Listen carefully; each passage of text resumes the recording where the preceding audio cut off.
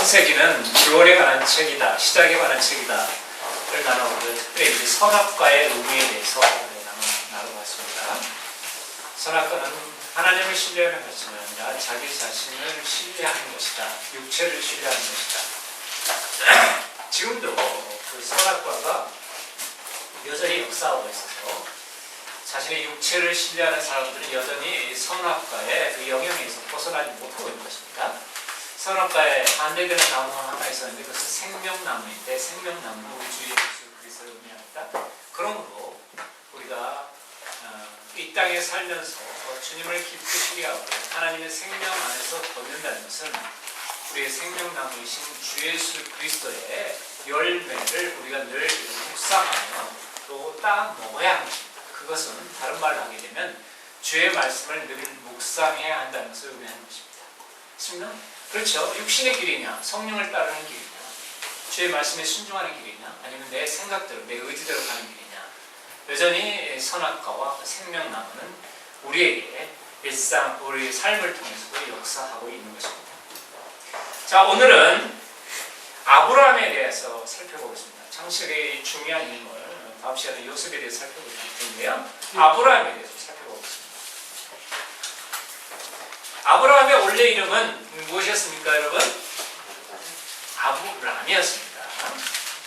아브람이란 뜻은 존귀한 아버지라는 뜻을 가지고 있었다고 합니다. 아브라함은 BC 2100년에서 2200년경, 약 창세로부터 약 2000년 후에 갈대아 우르 지방에서 태어난 사람이었습니다. 갈대아 우르 하면 지금의 이라크입니다, 여러분. 이라크 지역. 바그다드, 이라크 지역을 의미합니다. 이때는 유대인이 있었을까요? 없었을까요? 유대인이 없었겠죠, 그죠? 유대인의 조상은 이제 아브라함이라고 할 수 있는데, 아브라함의 아들이 누굽니까, 여러분? 이삭이죠. 이삭의 아들이 누굽니까, 여러분? 네, 에서와 야곱. 야곱으로부터 12지파가 이렇게 나왔죠, 그죠? 레이는 하나님께 속한 지파인데 요셉에서 이제 두 아들이 나왔죠, 여러분.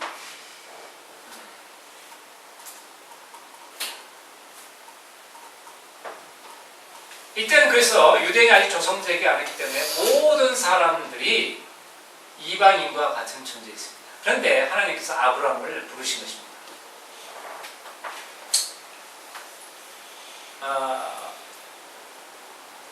노아의 홍수가 BC 2500년경에 있었습니다. 창세로부터 1650년경에 있었는데 대홍수 후 약 300년이 지난 시점이 바로 아브라함이 활동하는 시기였습니다. 아브라함은 셈의 후손이었습니다. 한번 확인해 주십니다. 하나님 말씀으로 창세기 11장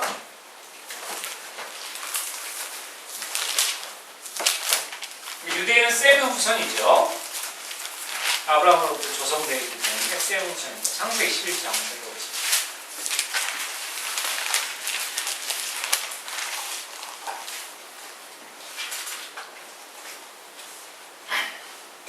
10절부터 저와 여러분이 번갈아가며 공부하겠습니다. 제가 읽겠습니다. 셈의 세대들은 이러하니라. 셈은 100세에 곧 홍수 뒤 2년이 지났을 때 아르박삿을 낳았고 아르박삿의 아들이 500년을 살며 아들딸들을 낳았습니다. 아르박삿은 35년을 살며 살라를 낳았고 살라를 낳은 뒤 430년을 살며 아들딸들을 낳았습니다. 살라는 30년을 살며 에벨을 낳았고 에벨을 낳은 뒤 430년을 살며 아들딸들을 낳았습니다. 에벨은 34년을 살며 벨렉을 낳았고 벨렉을 낳은 뒤 430년을 살며 아들딸들을 낳았으며 벨렉은 30년을 살며 루우를 낳았고 루우를 낳은 뒤 200년을 살며 아들딸들을 낳았으며 루우는 32년을 살며 수룩을 낳았고 수룩을 낳은 뒤 217년을 살며 아들딸들을 낳았으며 수룩은 30년을 살며 나홀을 낳았고 나홀을 낳은 뒤 200년을 살며 아들딸들을 낳았으며 나홀은 29년을 살며 데라를 낳았고 데라를 낳은 뒤 19년을 살며 아들딸들을 낳았으며 데라는 70년을 살며 아브라함과 나홀과 하란을 낳았더라. 이제 데라 세대들은 이러니라. 네, 이렇게 보면 아브라함이 어느 후손입니까, 여러분? 노아의 세 자손 중에서 함과 야곱과 셈 중에서 셈의 후손이죠. 상원 형제, 이 말씀을 보면서 아브라함이 홍수 몇 년 후에 태어나는가 계산해봐. 어떻게 계산하면 알 수 있을까? 이거 나왔잖아. 네, 더하는데, 그죠?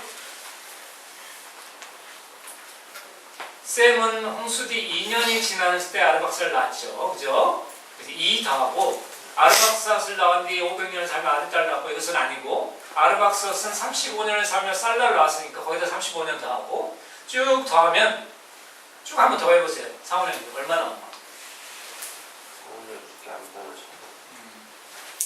계산기로. 더해가지고 쭉 따라주세요.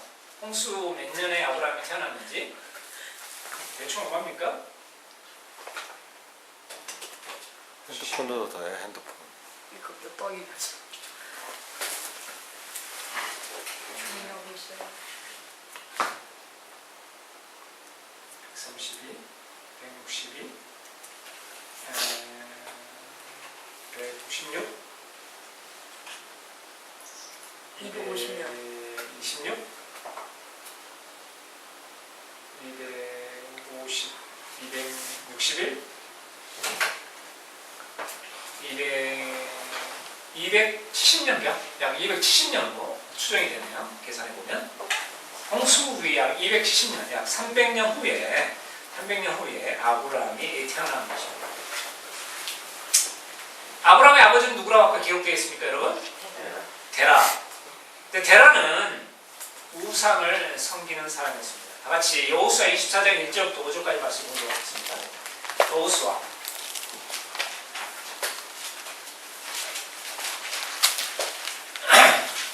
모세 오른 다음에 여호수아가 나오죠. 여호수아 24장 1절부터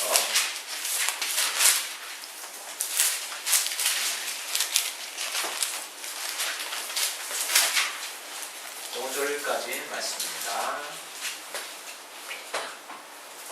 다시 공부하겠습니다. 시작! 여호수아가 이스라엘의 모든 지파를 세겜에 모으고 이스라엘의 장로들과 그들의 우두머리들과 재판관들과 직무 수행자들을 부르매 그들이 자신을 하나님께 보이니라.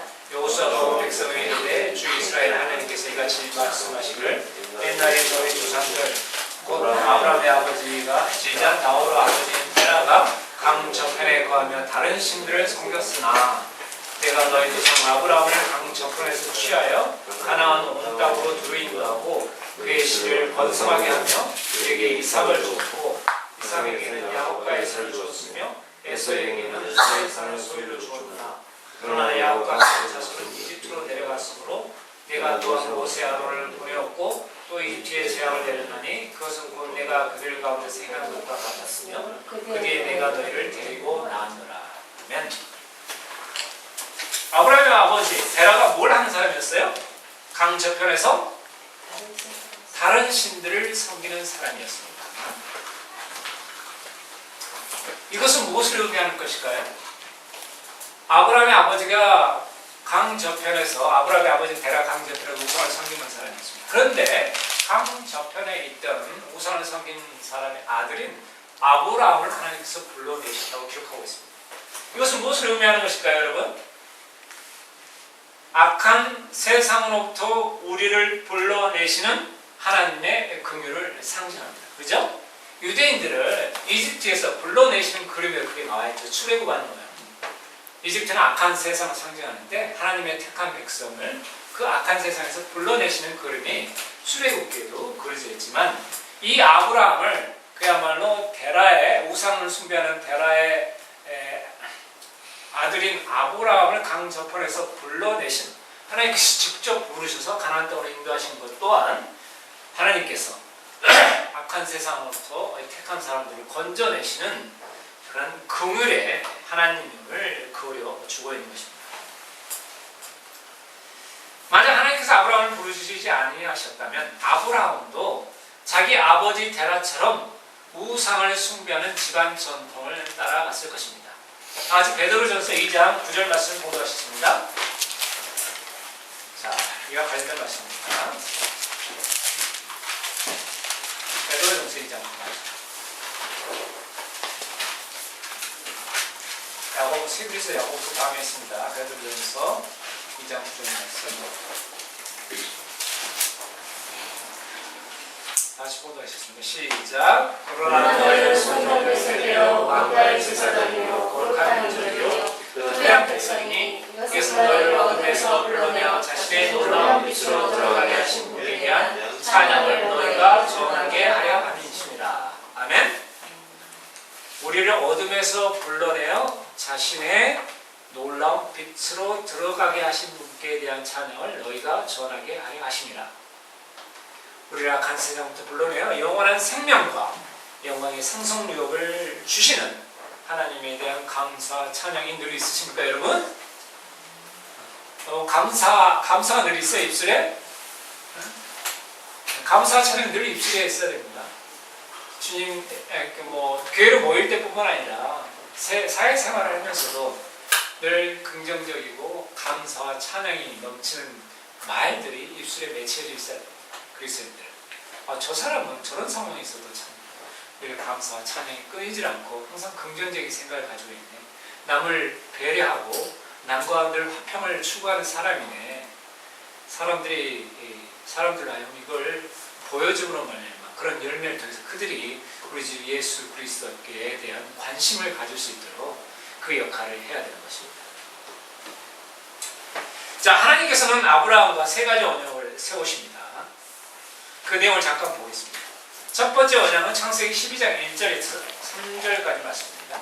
창세기 12장.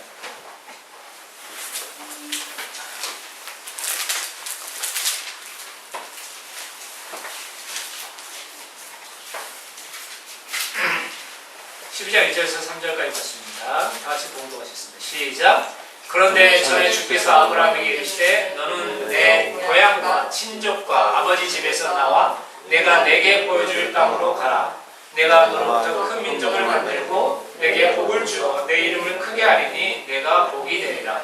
너를 축복하는 자들에게는 내가 복을 주고 너를 저주하는 자에게는 저주를 내리니 내 안에서 땅의 모든 가족들이 복을 받으리라 하셨더라. 하나님께서 아브라함에게 약속하시는 내용이죠. 이것은 땅의 모든 사람이 복을 받을 것이라는 약속인데 이것은 유대인에게만 해당되는 것이 아니고 아브라함의 믿음 안에 들어온 모든 사람들에게 대한 약속입니다. 땅의 모든 가족들이 복을 받으리라고 기록되어 있죠. 자, 이에 관련된 말씀을 찾아보겠습니다. 갈라디아서 3장 23절, 29절까지 말씀입니다. 갈라디아서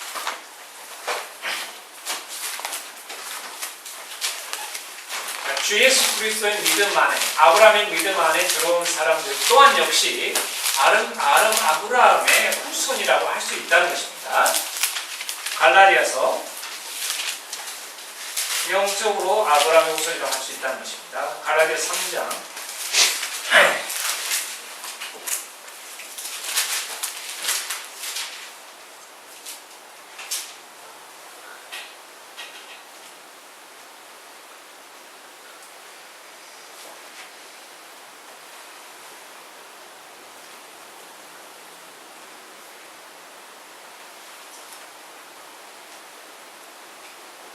26절부터 읽어봤습니다. 시작. 너희가 다 그리스도 예수님을 믿는 믿음으로 말미암아 하나님의 아이들이 되었나니 너희 중에서 그리스도 안으로 침례를 받은 자는 다 그리스도로 옷 입었느니라.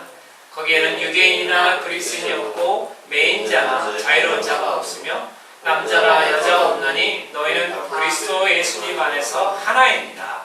너희가 그리스도께 속한 자는 곧 아브라함의 씨요 약속에 따른 상속자니라. 아멘.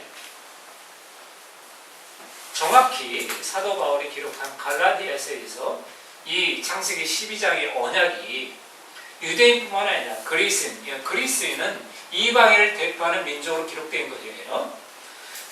그래서 그리스도께 속한 자면 곧 아브라함의 씨요,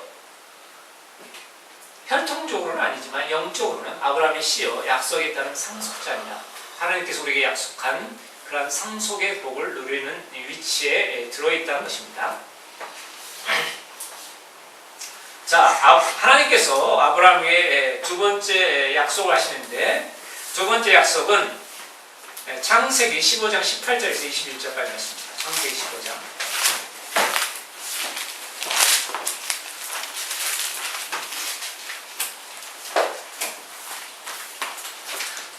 도장.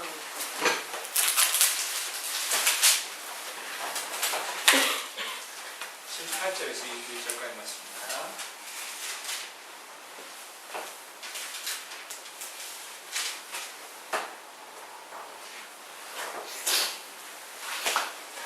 다시 공부하겠습니다. 시작. 바로 그날에 주께서 아브라함과 언약을 맺으며 이르시되 내가 이 땅을 이집트의 강에서부터 저 큰 강 곧 유프라테스 강까지 내 씨에게 주었느니 곧 겐 족속과 그니스 족속과 감몬 족속과 헷 족속과 브리스 족속과 르바 족속과 아모리 족속과 가나안 족속과 길가스 족속과 여부스 족속의 땅이니라 하시니라. 아멘. 이것은 유대인에게 하신 약속이십니까? 아니면 나중에 그리스도 안에서 상속유업을 같이 받게 될 교회 또는 이방인 대했다는 교회에 하신 약속이십니까? 누구한테 하신 약속일 것 같아요, 여러분? 유대인에게 하신 약속이죠. 유대인에게 하신 약속. 이것은 유대인에게만 해당되는 약속인데 가나안 땅을 영존하는 소유로 주시겠다는 말씀입니다. 이 언약은 천년 왕국 때 성취될 것입니다. 이스라엘 민족이 가장 넓은 땅을 소유했을 때 다윗과 솔로몬 시대에도 이집트의 강, 즉 나일강, 그 다음에 유프라테스 강까지 땅을 소유한 적이 없습니다. 그래서 아직 성취되지 않았어요. 이것은 천년 왕국 때 성취될 하나님의 유대인에 대한 언약인 것입니다.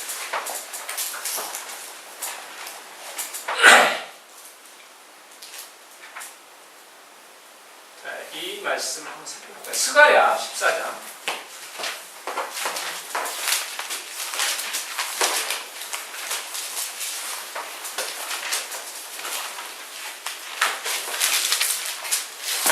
구약 학계 스가랴 말라기죠. 제일 마지막 부분에 있습니다.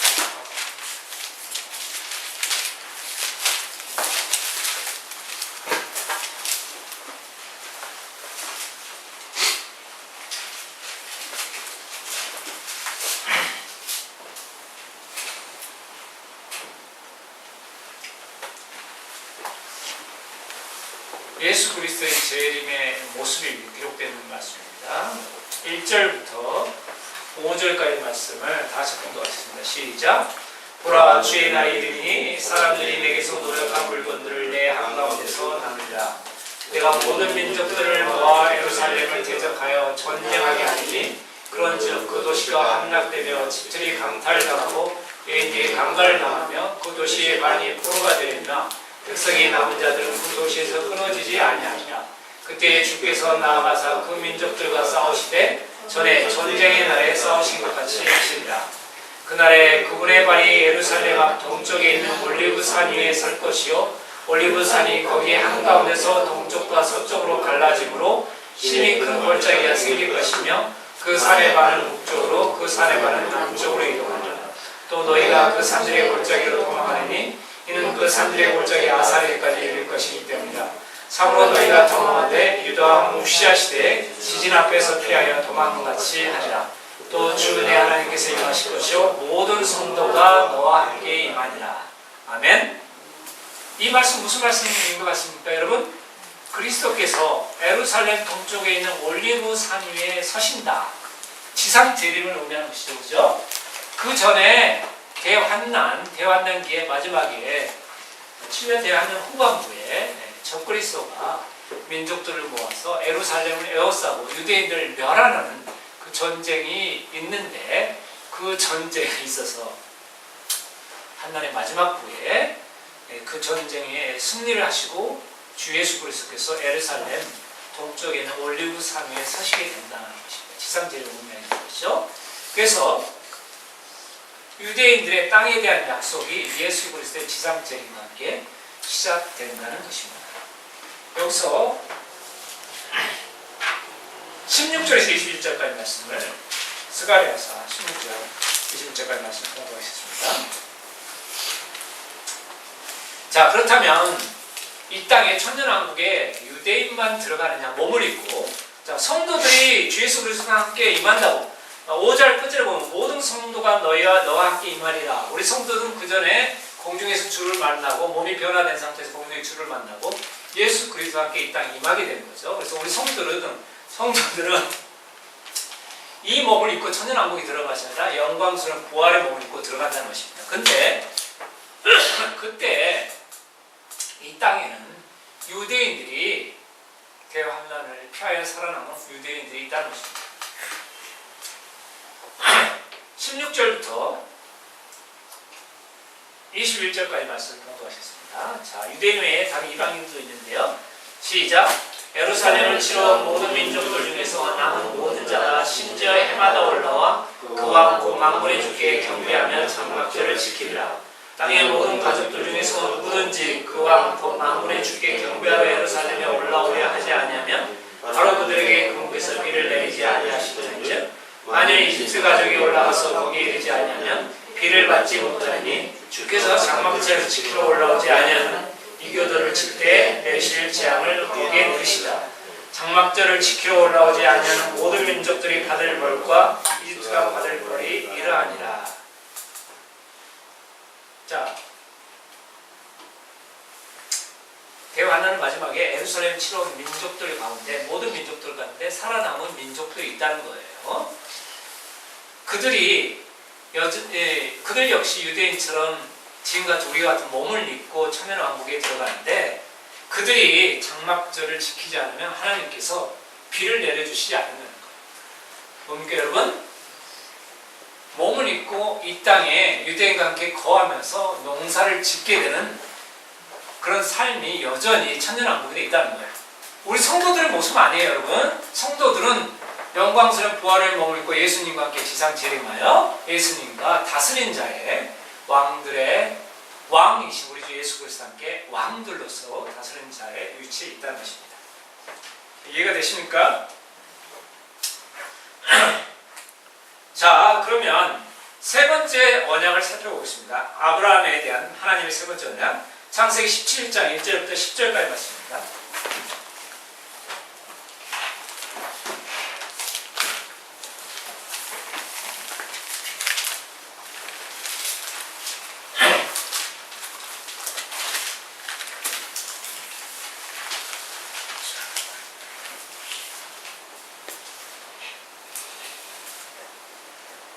자, 이런 분발하는 동거가 있습니다. 제가 먼저 읽겠습니다. 아브라함이 99세였을 때 주께서 아브라함에 나타나 그에게 이르시되 나는 전능자 하나님이니라. 너는 내 앞에서 걸으며 완전할지니라. 내가 나와 너 사이에 내 언약을 맺어 너를 심히 번성하게 하리라 하시니 아브라함의 얼굴을 대고 엎드리니라. 하나님께서 또 그와 이야기하며 이르시되 너는 말하되 보라 내 언약이 내게 있으니 너는 많은 민족들의 조상이 될지니라. 내 이름을 다시는 아브라함이라 하지 아니하고 내 이름은 아브라함이라 하리니 이는 내가 너를 많은 민족들의 조상으로 삼았기 때문이다.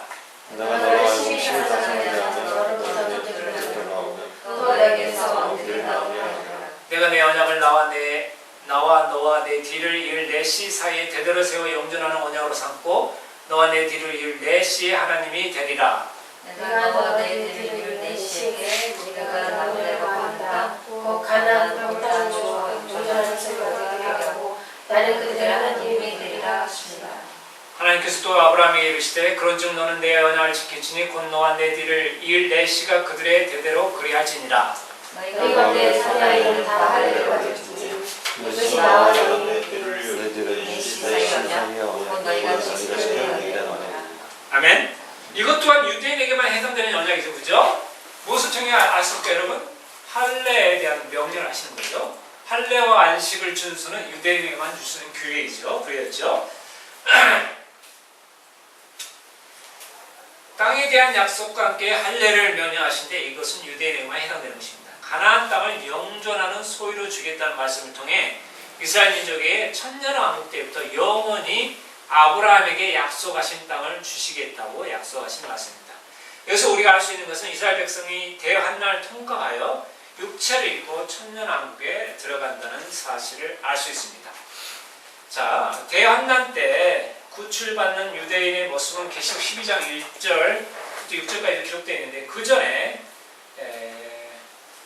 로마서 11장 하나님께서 유대인에 대한 계획이 유대인이 지금 영적으로 너무 멀어 있죠. 일부 사도 바울이 전한 주의 예수를 복음에 따라 일부가 개인적으로 주의 예수를 영접하여 교회로 들어온 그리스도에 대한 사람도 있지만 민족적으로 아주 영적으로 눈이 멀어 있는 상태입니다. 그렇다고 해서 유대인에 대한 계획이 하나님이 끝났느냐? 전혀 아닙니다. 아브라함에 대한 약속, 하나님의 약속이죠. 그것은 성취될 것입니다. 자, 로마서 11장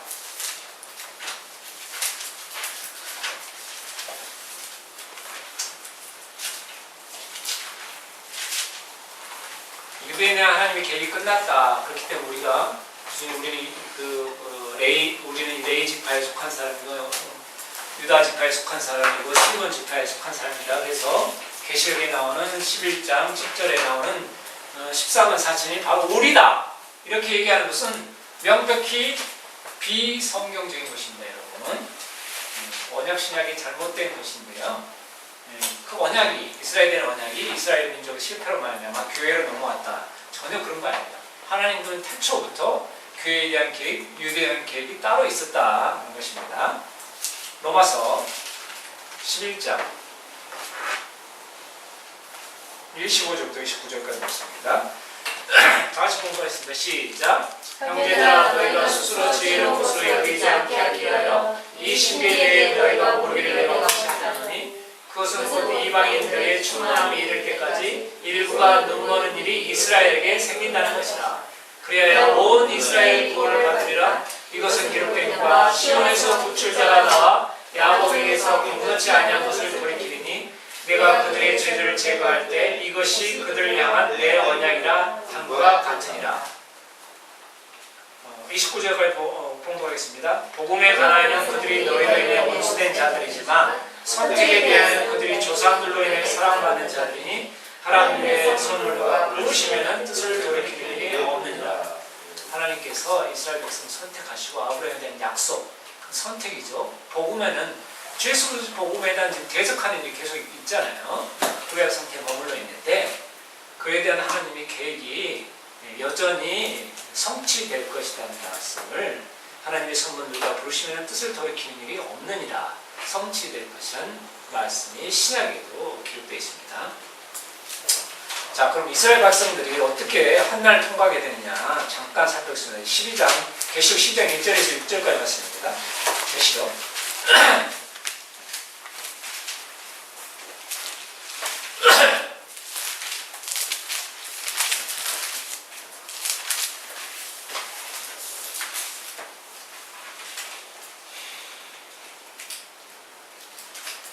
1절부터 6절까지 말씀입니다. 다시 봉독하겠습니다. 시작. 하늘에 큰 이적이 나타나자 한 여자가 혀로 옷 입고 있는데 그녀의 발 안에는 달이 있고 그녀의 머리에는 12별의 관이 있더라. 그녀가 아이를 베어 해산의 고통을 겪는 가운데 울부짖으며 출산하려고 진통을 겪더라. 하늘에 또 다른 이적이 나타나니라. 보러 7머리와 10뿔을 가진 큰 붉은 용이 있는데 그의 머리들 위에는 7개의 관이 있으며 그의 꼬리가 하늘의 별들 중 3분의 1을 끌어다가 땅에 내던지더라. 용이 막 해산하려고 하는 그 여자 앞에서 그녀의 아이가 태어나면 곧 그 아이를 삼키고자 하더라. 그녀가 사내 아이를 낳았는데 이 아이는 철장으로 모든 민족들을 다스릴 자더라. 그녀의 아이가 채올라가 하나님께 이르고 그분의 왕자에 이르니라. 그 여자가 광야로 도피하니라. 거기에 하나님께서 예비하신 한 초소가 그녀에게 있으니 이것은 그들이 1260일 동안 거기서 그녀를 먹이게 하려 하십니다. 아멘. 1260일은 360으로 나누면 3년 반이 되는 거죠. 자, 여기에 그녀가 산에 아이를 낳았는데 이 아이는 철장으로 모든 민족을 다스릴 자더라. 누구를 얘기합니까, 여러분? 예수 그리스도. 그렇다면 그녀는 무엇을 의미합니까, 여러분? 유대인들을 의미하는 거죠. 그 유대인들을 이 붉은 영, 사탄이라고도 마귀라는 사람, 마귀라고 불리는 사탄이 대어한날 때 유대인들을 아주 멸하려고 계획을 세우고 그들을 핍박을 하게 되는데 6절에 보면 그 여자가 광야로 도피한다. 유대인들이 도피하는 일이 있다는 얘기죠. 거기에 하나님께서 예비해서 한 초소가 그녀에게 있다. 이스라엘 민족에게 한 초소를 도피할 초소를 예비해 주셨다. 하나님께서. 이것은 그들이 1260일 동안 거기서 그녀를 먹이게 하려 하시니라. 하나님께서 한 처소를 예비해 놓고 이스라엘 민족이 그야말로 마귀로부터 사탄으로 핍박으로부터 피할 처소를 마련해주고 3년 반 동안 그들을 거기서 먹이시고 지키고 보호하신다. 그 위에 예수 그리스도께서 올리브산에 지상 재림하시게 된다. 그러면 그 유대인들은 그때야 그 예수 그리스도가 초림 때 오신 바로 그리스도였구나라는 걸 알게 되고 민족적인 대회개가 이루어지고 그들은 천년왕국에 그 몸을 입고 들어간다는 것입니다. 이해가 되십니까, 여러분? 자, 우리 상원이 형제가 좋아하는, 조용하고 있었는데 조용하니까 또 이상하잖아. 상원이 형제가 좋아하는 퀴즈 시간입니다. 아브라함은 몇 세에 이삭을 낳았을까요? 네? 99세에 나타나서 생명의 딸에 따라 사라에게 아들이 있으리라. 생명의 때라는 것은, 여러분, 생명의 때가 어떤 때입니까? 꽃이 피어나고 잎이 돋아나고 그런 때가 어느 때? 봄. 그걸 보니까 내년 봄에 아들이 태어날 것이다. 생명의 때를 따라. 지금 생명의 때죠. 99세에 약속하셨어요. 그럼 몇 세 났을까요, 여러분? 네. 자, 창세기 17장 17절 보겠습니다. 창세기 21장 5절.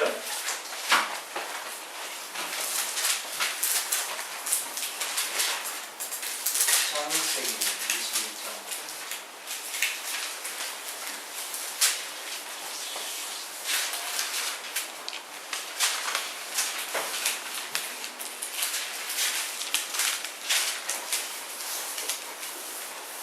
다시 봉독하십니다. 시작. 아브라함의 아들 이삭이 그에게 태어났을 때 그는 100세더라. 아멘.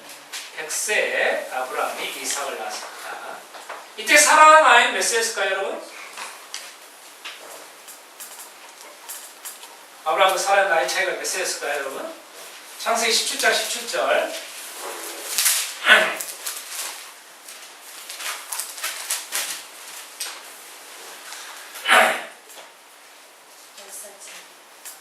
다시 공부하셨는데 시작. 그때 아브라함이 얼굴을 대고 엎드려 웃으며 마음속으로 이르시되 100세인 사람에게 아이가 태어날 수 있으리요 90세인 사라가 낳을 수 있으리요 하고. 아멘. 자, 10살 차이였습니다. 근데 아브라함이 자기 아내 사라를 데리고 가나안으로 들어갈 때 나이가 몇 살이었을까요?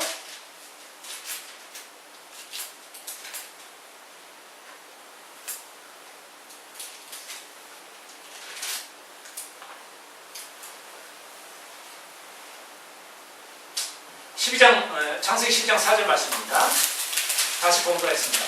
이처럼 아브라함이 주께서 자기에게 말씀하신 대로 떠나갔고 롯과 그와 함께 갔으며 롯도 그와 함께 갔으며 아브라함이 하란을 떠날 때 75세였더라.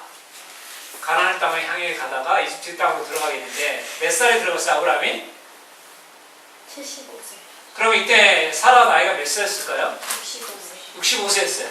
근데 65세였는데 이집트 왕 아비멜렉이 사라를 보고 뿅 넘어갔어요.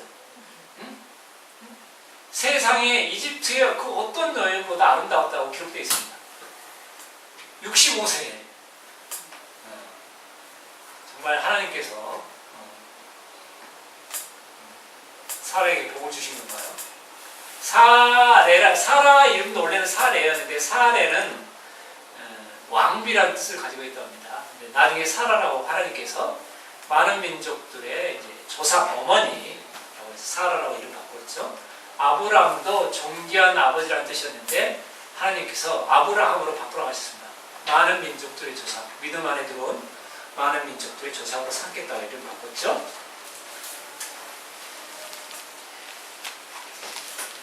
자, 마지막으로 한 가지만 더 살펴보고 넘어가겠습니다. 자, 하나님께서 이삭을 제물로 바치라고 합니다. 아브라함에게. 아브라함이 이삭을 제물로 바치기 위해 모리아, 하나님께서 지정한 산 모리아 산으로 가게 됩니다. 자, 이삭을 제물로 바친 사건은 무엇을 의미하는 것일까요?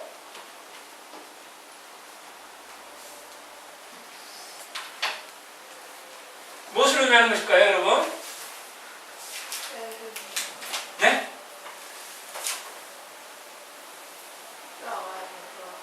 응?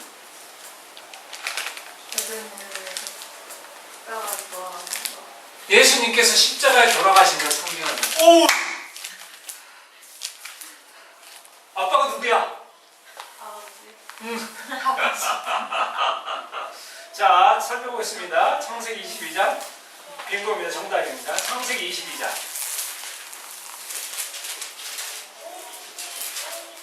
상호는 왜 한 번도 안 해? 어? 야, 이병수 목사님은 나랑 차별하는 거 봐, 완전히. 응? 그러는 거지. 창세기 22장.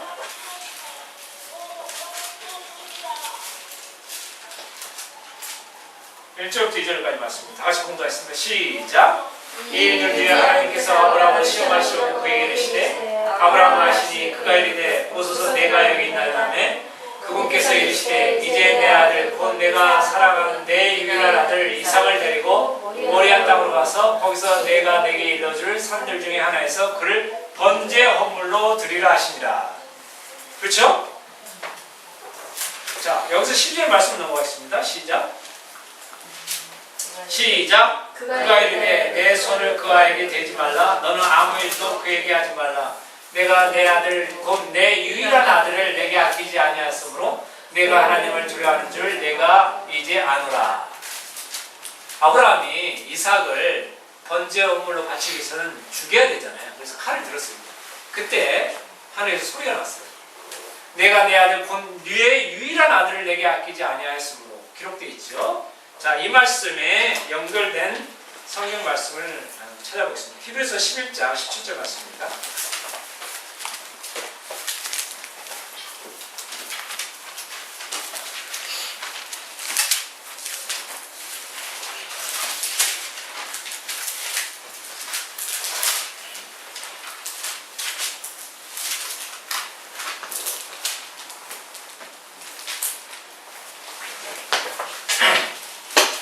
(11장 17절) 말씀 다시 공부하겠습니다. 시작. 믿음으로 아브라함은 시험을 받을 때 이삭을 바쳤으니 그 약속들을 받은 그가 자기의 독생자를 바쳤느니라.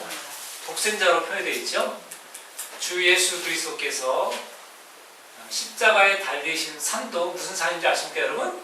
바로 모리아 산 위에서 십자가에 들려 돌아가셨습니다.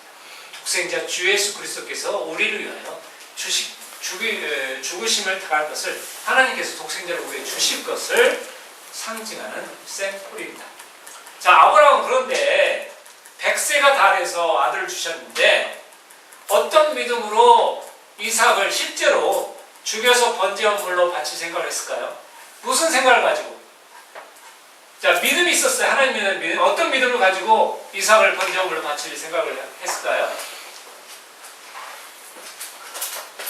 이삭이 하나님께 이삭을 번제 헌물로 바치면 하나님께 이삭을 어떻게 하실 것이다? 다시 살려주실 것이라는 믿음이 있었습니다. 자, 19절에 나와 있습니다. 지금 19절에 바로 알아야 되죠? 다 같이 공부하겠습니다. 시작.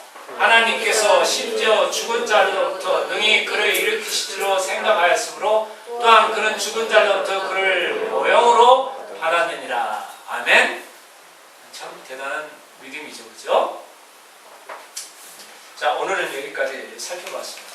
질문 있으신가요? 아브라함이 믿음의 조상이다.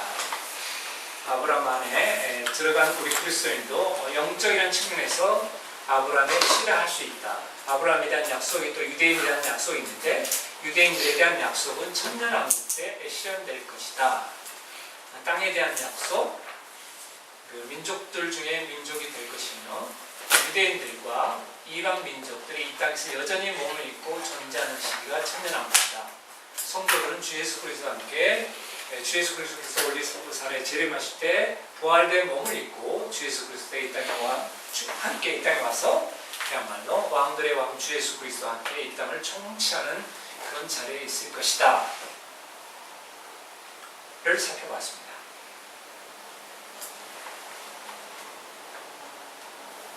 기도하시겠습니다.